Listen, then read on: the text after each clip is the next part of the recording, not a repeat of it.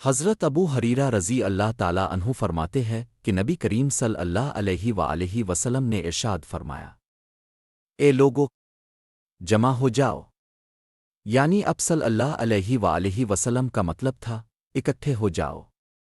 راوی کہتے ہیں پھر رسول اللہ صلی اللہ علیہ وآلہ وسلم ہمارے پاس تشریف لائے اور فرمایا، میں تمہیں قرآن کا ایک تہائی حصہ سناؤں گا۔ پھر اب صلی اللہ علیہ وآلہ وسلم نے سورۃ الاخلاص پڑھی یہاں تک کہ اسے مکمل کر لیا اور اس سے زیادہ کچھ نہ پڑھا۔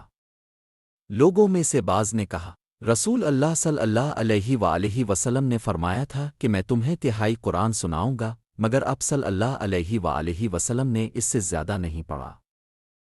یہ یقیناً آسمان سے آنے والی خبر کی بنا پر ہوا ہے۔